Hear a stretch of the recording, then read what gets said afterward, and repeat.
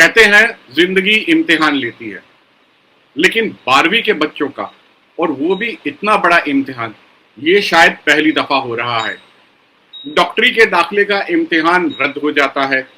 12वीं के इम्तिहान में बच्चों की आंसर शीट बदल जाती है और फिर से मूल्यांकन की कोशिश करो तो वेबसाइट जवाब दे देती है। आखिरकार क्यों हो रहा है ऐसा? क्यों बच्चों के सब्र का इम्तिहान लिया जा रहा है और क्या किया जा सकता है इस बारे में? हम इस सवाल का जवाब जानने के लिए पहुंचे राकेश कुमार गुप्ता जी के पास, जो कि यूपीएससी के सेक्रेटरी रहे हैं और वहां पे कंट्रोलर ऑफ एग्जामिनेशन भी रहे हैं।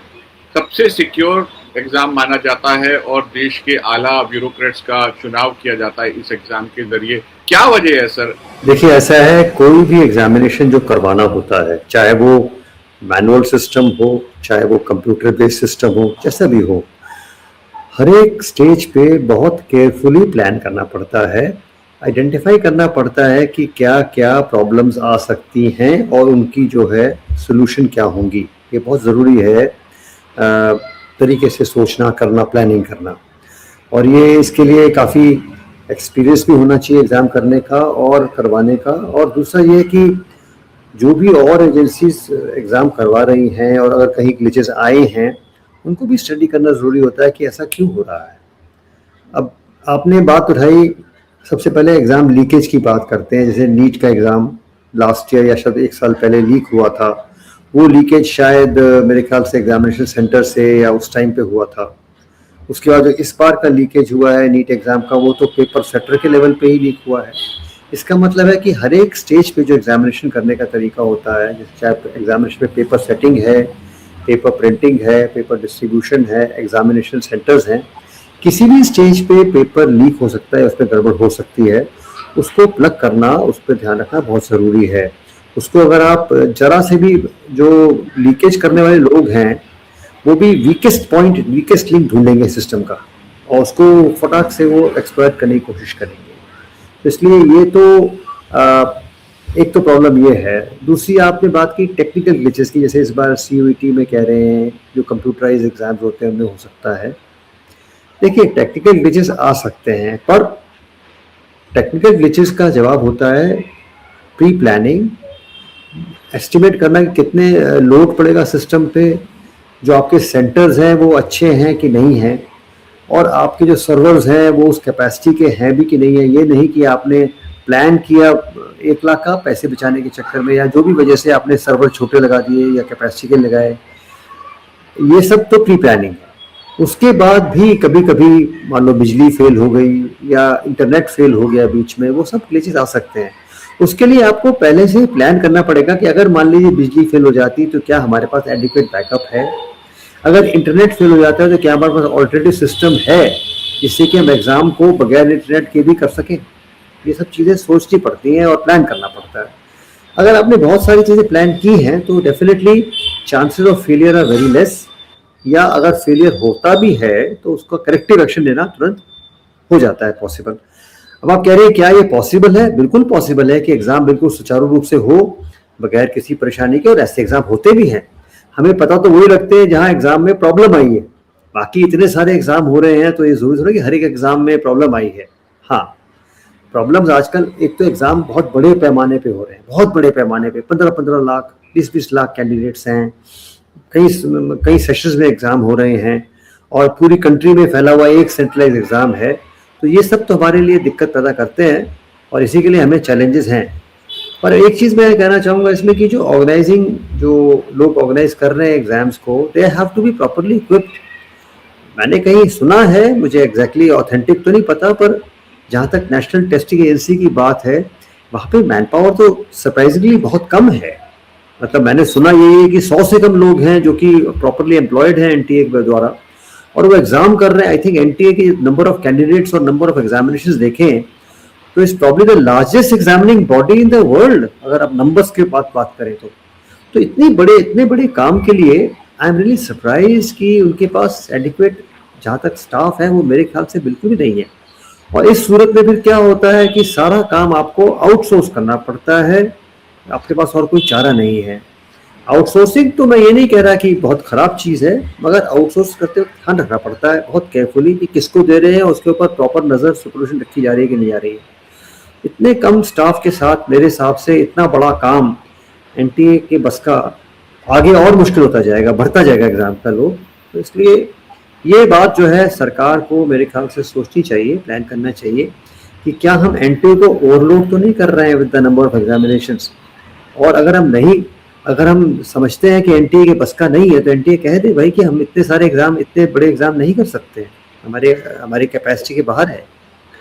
पर तो भी बाकी और मैं क्या कह सकता हूँ, ये तो जो एग्ज़ाम करवा रहा है और एग्ज़ाम जो उनको सरकार उनको वो लोड कर रही है, दोनों को सोचने की बात है। इंडियन एक्सप्रेस की एक स्टोरी है जिसमें उन्होंने बताया कि जब 2024 का एग्ज़ाम लीक की घटना सामने आई थी तो उसके बाद एनटीए ने काफ़ी सारे इंतजामात किए थे, जिसमें उन्होंने एक सिक्योर रूम बनाया था जिसमें एयर गैप कंप्यूटर्स थे।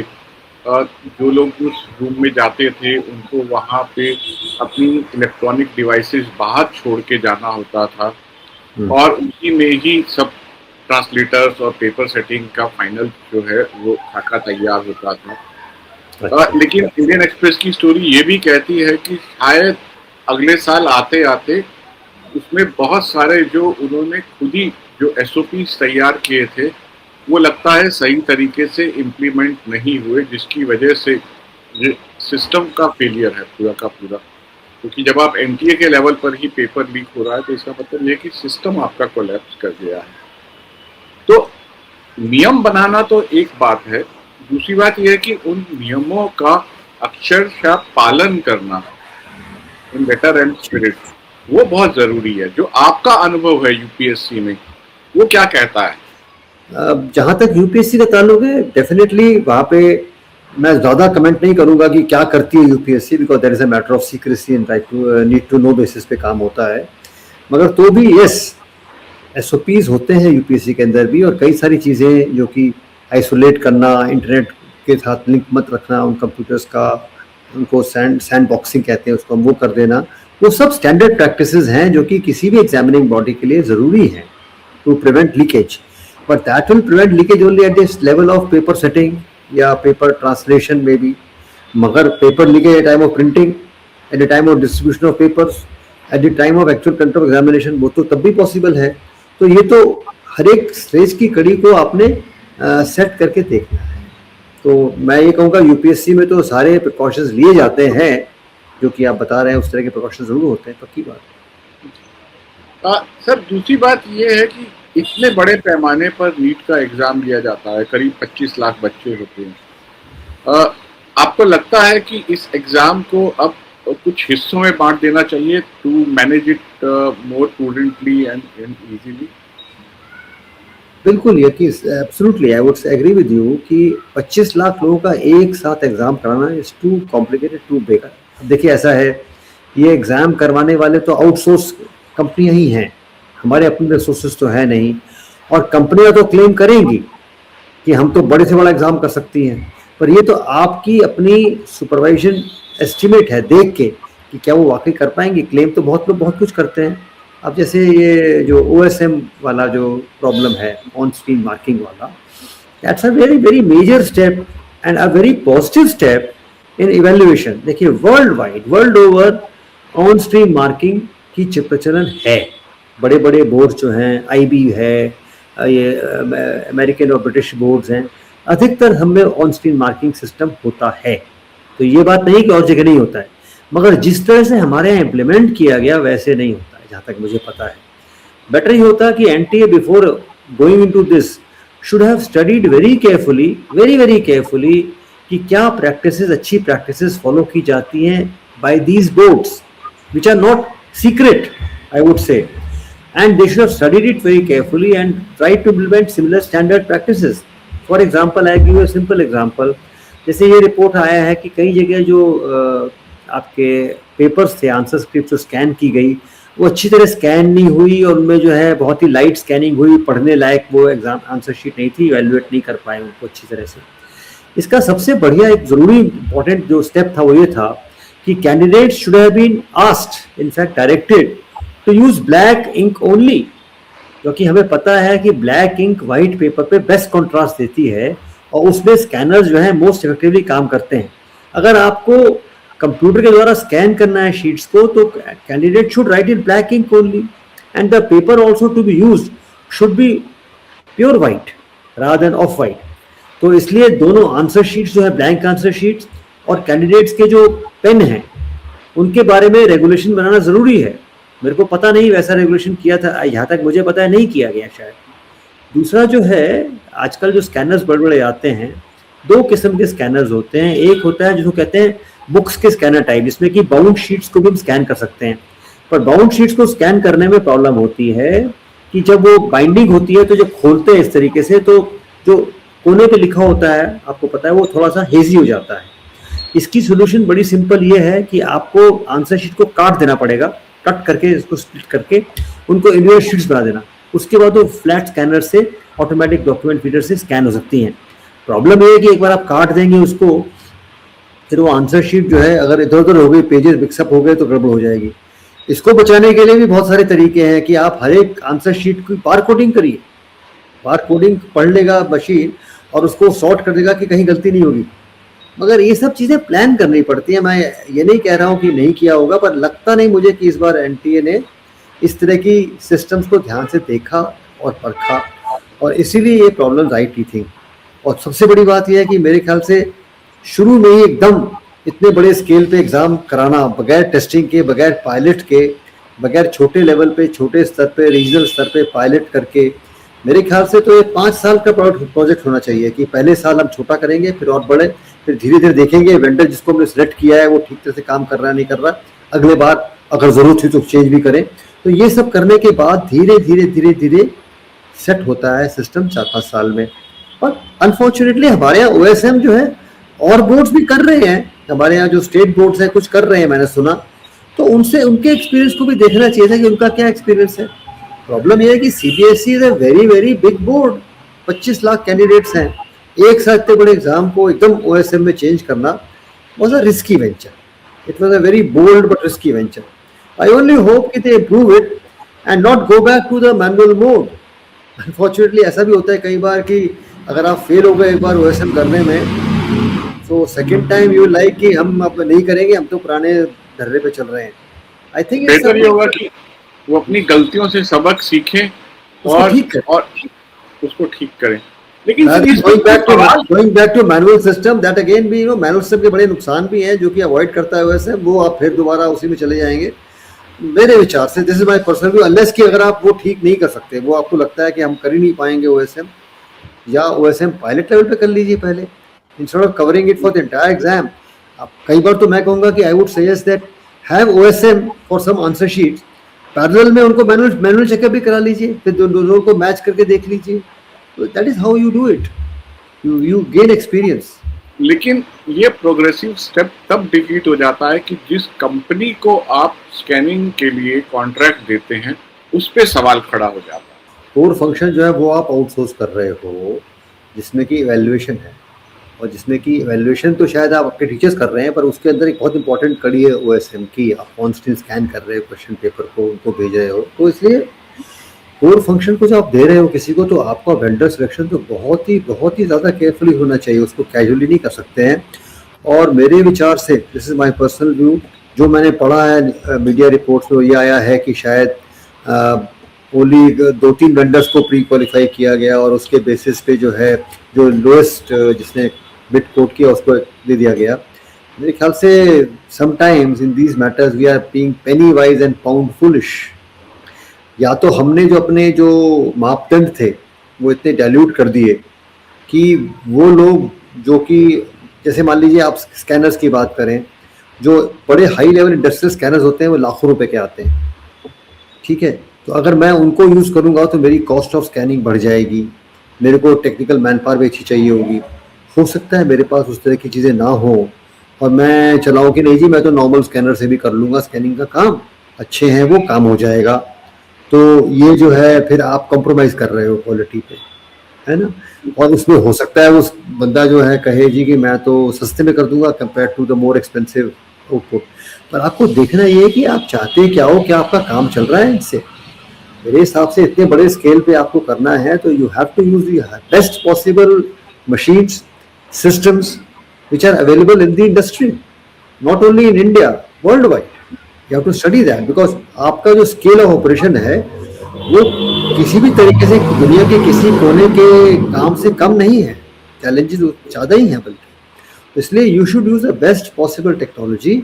और अगर सिर्फ 2 ही वेंडर या एक ही वेंडर वो दे रहा है तो उसको सिलेक्ट करिए आप, पर हो सकता है वो वेंडर भी अगर आप ज़्यादा उसको टाइट करेंगे तो वो कॉर्नर्स कट करने की कोशिश करेगा. तो you have to be very careful in selecting the appropriate vendors, not cutting corners, not trying to dilute your standards for the sake of allowing people to who don't have that kind of expertise or who don't have that kind of money or who don't have that kind of resources to do it.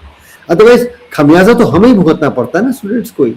दूसरा एक बड़ा important चीज था जो मैंने पढ़ा कहीं पे कि जो सॉफ्टवेयर ग्लिचेस थे, इसमें सॉफ्टवेयर के ग्लिचेस, जहाँ पे किसी 19 साल के लड़के ने ये पॉइंट आउट कर दिया कि भाई इसमें तो सॉफ्टवेयर में कई सारी वल्नरेबिलिटीज हैं. मुझे समझ में नहीं आता आजकल के ज़माने में, आज के ज़माने में इतनी ज़्यादा AI टूल्स अवेलेबल हैं, इतनी ज़्यादा सिक्योरिटी साइबर की फर्म्स अवेलेबल हैं क्रॉस चेक करने के लिए, तो क्या उसका सॉफ्टवेयर चेक नहीं किया गया बाय ए थर्ड पार्टी कि इसमें वल्नरेबिलिटी है? तो ये मुझे समझ में नहीं आया. दूसरा, अभी एक और खबर मैंने पढ़ी कि कोई 19 साल के एक और लड़के ने, आजकल के हमारे लड़के बड़े आई एम रियली अप्रिशिएटिंग कि 19-20 साल के 12वीं क्लास के स्टूडेंट्स ये सब चीज़ें पकड़ के ला रहे हैं कि उसने सारी की सारी जो RFP थी, रिक्वेस्ट ऑफ प्रपोजल्स थी, उसमें कमी पेशी हुई, क्या वो सारी बात कह रहा है. मैं नहीं जानता इसमें क्या सच्चाई है, but that only shows that आजकल you have to be very careful and every public is watching you कि क्या कर रहे हैं आप. तो that is you have to be very careful. बच्चे ने कहा कि इसमें सॉफ्टवेयर वल्नरेबिलिटीज हैं. CBSE ने कहा है कि वो वल्नरेबिलिटी तो उसमें थी जो कि उनकी टेस्ट साइट थी या जो एक्चुअली यूज़ नहीं की गई दूसरी साइट थी, पर वो पब्लिक पे तो थी. मतलब नॉर्मली इस तरह की टेस्ट वेबसाइट्स जो हैं वो पब्लिक डोमेन में नहीं दी जाती हैं, जो टेस्टिंग पर्पज़ के लिए होती हैं. और दूसरी बात ये है कि अभी तक ये नहीं पता मुझे कि जो टेस्ट वेबसाइट थी और जो एक्चुअल वेबसाइट यूज़ की गई है उसमें क्या फ़र्क था. क्या उनमें वो वल्नरेबिलिटी हटा दी गई थी? ये तो जवाब CBSE ने दिया ही नहीं. खाली ये जवाब देना कि वो वाली टेस्ट थी, हमने एक्चुअल कुछ और यूज़ किया है, चलो मान लिया, पर आई होप कि जो एक्चुअल यूज़ किया उसमें वल्नरेबिलिटी चेक करके निकाल दी गई थी अगर थी तो. लेकिन मैं जो कहना चाह रहा हूँ कि आप सॉफ्टवेयर डेवलपमेंट जब भी करते हैं, मैंने भी करवाया था, UPSC में भी करते हैं, उसमें वल्नरेबिलिटी जरूर होती है, ऐसा नहीं है. जब भी आप सॉफ्टवेयर डेवलप करते हो वल्नरेबिलिटी आएंगी, मगर उसके बाद before we make it public, not only public for even test bench के लिए भी आप उसको सिक्योरिटी ऑडिट करते हैं, चेक करते हैं. जो जो उसने वल्नरेबिलिटी बताई 19 साल के बच्चे ने, वो तो कॉमन वल्नरेबिलिटी है. मैं जानता हूँ कि पासवर्ड, मास्टर पासवर्ड उसमें एनकोडेड था जावास्क्रिप्ट में, या जो क्लाइंट साइड में वेरिफिकेशन OTP का होता है, ये तो बड़ी स्टैंडर्ड किस्म की वल्नरेबिलिटी है जो कि कोई भी सिक्योरिटी चेक वाला पहले करेगा, जहाँ तक मुझे पता है. तो इसलिए ये वल्नरेबिलिटी तो इवन टेस्ट साइट में भी नहीं होनी चाहिए मेरे हिसाब से, ऐसी वल्नरेबिलिटी. आप मेरी बात समझ रहे हैं? तो ये बात तो खैर anyway, I will be happy to know that CBSE अगर ये कहे कि हम वल्नरेबिलिटी हटा दी गई थी जो भी थी, और जो एक्चुअल जो यूज़ हुआ उसमें कोई ऐसी बात नहीं हुई. अभी तक तो ऐसी कोई बात आई भी नहीं है कि कहीं पे किसी मैनिपुलेशन से हैक हुआ है एक्चुअल वेबसाइट सिस्टम, वो तो नहीं आया. दूसरा, जहाँ तक ये RFP का ताल्लुक है, ये तो मैटर ऑफ इंक्वायरी है कि 3 बार राउंड में RFPs को चेंज किया गया, वेदर दे वर डाइल्यूटेड और not diluted, this is something which has to be seen by an inquiry. I can not comment on that. पर ये बात सही है कि on the face of it, अगर किसी ऐसी कंपनी को आपने शॉर्टलिस्ट करके क्वालिफाई कर दिया है जिसका पास्ट एडमिटेडली इतना अच्छा नहीं था, तो there has to be some reason why did you shortlist it. ऐसी कंपनी को जिसके कारण प्रॉब्लम हुई है. अब वो कंपनी का भी अपना डिफेंस है कि नहीं जी वो तो हमारे सुप्रीम कोर्ट में केस था, उसने भी हमें क्लीन चिट दे दी वगैरह वगैरह. मैं उस पर नहीं पढ़ूंगा आर्ग्यूमेंट में कौन सही है कौन गलत है, पर generally in such a sensitive matter you should avoid. अब हुआ ये फाइनली ये सब बात हम क्यों कर रहे हैं? क्योंकि बाद में प्रॉब्लम आई है. अगर प्रॉब्लम नहीं आती, all is well that ends well, पर यहाँ तो बड़ी मेजर प्रॉब्लम OSM के चक्कर में आ गई है, और this is landed big problem for the CBSE कि सारा एग्जाम में से इतने लोगों ने रिवैल्यूएट करवा रहे हैं, बहुत कुछ का बहुत क्वेश्चन उठ गए हैं लाइबिलिटी पे, OSM के बहुत सब चीज़ों पे, इतने सारे स्कैनिंग में प्रॉब्लम्स आई, तो ये सब तो नजर आ रही है. तो some problem which could have been avoided मेरे हिसाब से. तो दर्शकों, ये थे Rakesh Kumar Gupta ji, former secretary UPSC, 1986 batch के आईएएस ऑफिसर हैं, फॉर्मर आईएएस ऑफिसर हैं जम्मू एंड कश्मीर कैडर के, जो बता रहे थे कि सरकार को किस तरीके से इन तमाम जो बाधाएं अभी सामने आई हैं, इन बाधाओं को दूर करते हुए आगे बढ़ने की ज़रूरत है, ताकि ऐसी समस्याएं, ऐसी दिक्कतें फिर दोबारा नहीं आए।